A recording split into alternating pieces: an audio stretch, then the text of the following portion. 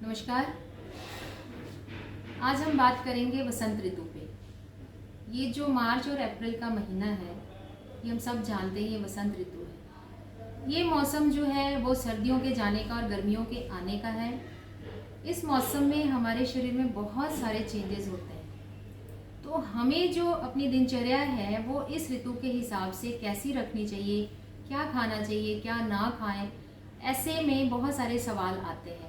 तो आज मैं इस माध्यम से आपको थोड़ा सा बताना चाहूँगी कि इस मौसम में क्या होता है। सबसे पहले तो हम ये जानें, इस मौसम में अगर आयुर्वेद के हिसाब से देखा जाए तो इस मौसम में कफ का प्रकोप होता है। आप सभी जानते हैं इस मौसम में सर्दी, खांसी, बुखार होता है क्योंकि कफ का प्रकोप होता है।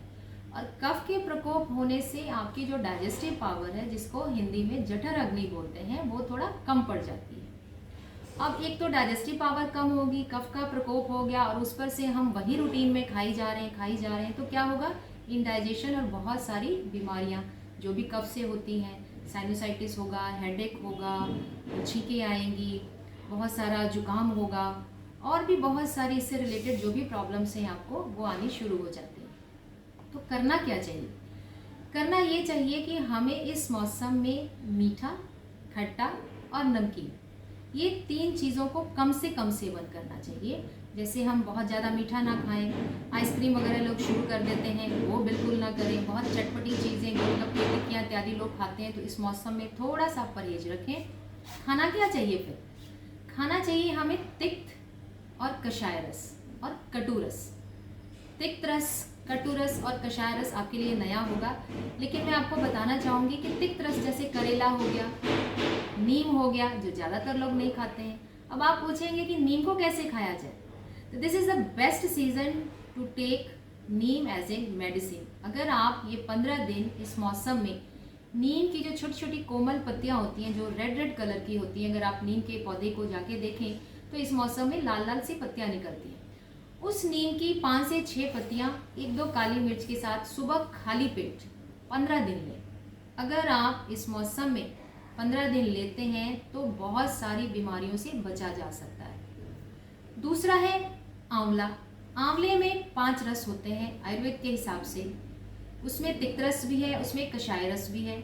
तो अभी तो नेचर ने बहुत सारा आंवला दिया होता है, तो किसी भी फॉर्म में, चाहे वो चटनी बना के हो, चाहे उसका अचार बना के हो, चाहे वो कैंडी हो, किसी भी फॉर्म में उसको जरूर यूज़ कीजिए। डायबिटीज़ के पेशेंट के लिए तो ये और भी अच्छा है।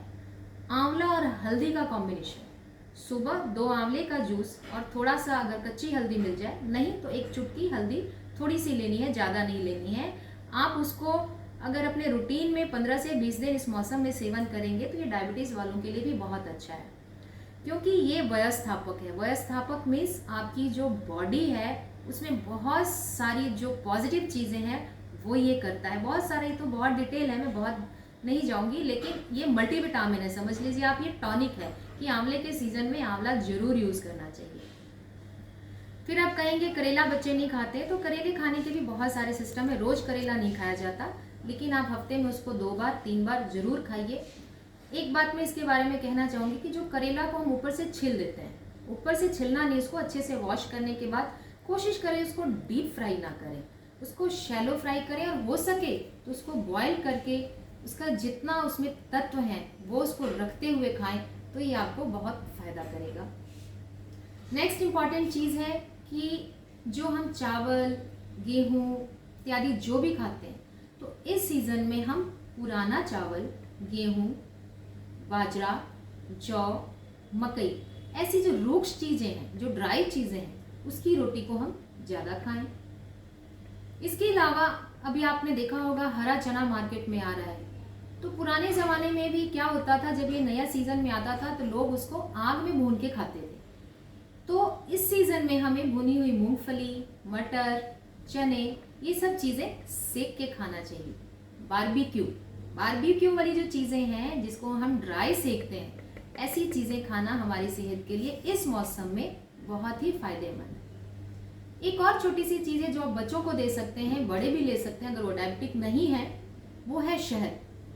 शहद का सेवन इस मौसम में अत्यंत गुणकारी है, बहुत फायदेमंद है। 1 चम्मच शहद आप डेली सुबह चाहे वो उसको पानी में डाल के लीजिए, चाहे वो उसको ब्रेड पे लगा के लीजिए, किसी भी फॉर्म में, जिस फॉर्म में आपको सही लगता है उसको 1 चम्मच शहद जरूर दीजिए। एक और छोटी चीज़ आपको बताती हूँ, बहुत ही जो इजीली मार्केट में अवेलेबल है, वो अदरक। इस मौसम में चूंकि आपका डाइजेस्टिव पावर जो है वो कम हो जाता है, अदरक जो होता है आपके डाइजेस्टिव पावर को बहुत बढ़ाता है। तो आप ऐसा कर सकते हैं, अदरक के छोटे छोटे टुकड़े काट के उस पर हल्का सा काला नमक लगाइए, थोड़ा सा उसमें नींबू डालिए, हल्का सा, ज़्यादा नहीं डालना, और खाने से पहले उसके 2 पीस अच्छे से चूसिए। याद रखना है कि हमने उसको खाने से पहले लेना है और ज़्यादा मात्रा में नहीं लेना है। प्रतिदिन मेन कोर्स जो है आपका खाने से पहले, जो आफ्टरनून में खाना लेते हैं आप, उसमें 2 पीस उसके चबा के खाइए। तो धीरे धीरे उसकी जो उसके जूसेस हैं वो आपके डाइजेस्टिव पावर को बढ़ाएंगे, जिससे आपका खाना जो है वो अच्छे से पचेगा। ये होगी आपकी छोटी छोटी चीज़ें जो आप खाने में यूज़ कर सकते हैं। और नेक्स्ट इम्पॉर्टेंट चीज़ है कि हम स्किन के लिए क्या करें। तो ये बेस्ट मौसम है जब आप अपनी बॉडी पे उद्वर्तन यानी उपटन लगाएं। आप उसके लिए बेसन, मसूर की दाल, चंदन, अगरू, गुलाब, ये सब मिला के आप अपने शरीर पे हफ्ते में कम से कम 3 या 4 दिन उपटन लगाएं और अपने शरीर को रगड़ के अच्छे से साफ करें। तो इससे 2 फायदे होते हैं, एक तो आपकी स्किन की लस्टर वो बनती है, दूसरा आयुर्वेद में कहा गया है कि ड्राई उपटन जो होता है आपके फैट को भी कम करता है। तो आप इस मौसम में दोनों फायदे लीजिए, अपने शरीर को भी अच्छा कीजिए और अपनी स्किन को भी अच्छा कीजिए। अच्छा खाएंगे तो आपका जो अंदर से ग्लो होगा वो काफ़ी बढ़ेगा, और जब स्किन पे ऐसी चीज़ें हम लगाएंगे, नेचुरल चीज़ें लगाएंगे, तो आपका ग्लो और भी अच्छा होगा। इसके बाद बात आती है कि बसंत के ऋतु में बाहर का फूड कितना खाएं। अवॉइड करो, तली चीज़ों को अवॉइड करो, स्निग्ध चीज़ों को, घी में तली हुई, तेल में तली हुई चीज़ों को अवॉइड करें। जितना हो सकता है आप ड्राई चीज़ें, सिकी हुई चीज़ें काफ़ी सारी मिलती हैं बाज़ार में, वो खाएं, लेकिन बहुत ज़्यादा ना खाएं।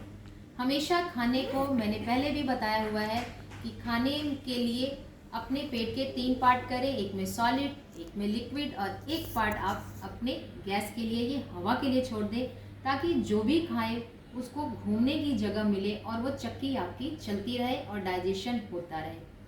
लास्ट बट नॉट लीस्ट, गर्म पानी का प्रयोग करें। खाना खाने के बीच बीच में थोड़ा पानी पिए, और पानी कोशिश करें कि हल्का हल्का गुनगुना, बहुत ज़्यादा गर्म पानी भी नहीं पीना है। हमारे बॉडी का टेम्परेचर 37 डिग्री होता है और उसे थोड़ा सा ज़्यादा। आपने देखा होगा होटल में लोग हाथ धोने के लिए पानी लेके आते हैं, आप उनको बोलिए कि आपको पीने के लिए भी गर्म पानी दें। ये छोटी छोटी चीज़ें अगर आप इस ऋतु में ध्यान रखेंगे तो आपका ये जो बसंत है एकदम रंगीला होगा और आप भी स्वस्थ एवं मस्त रहेंगे। Thank you.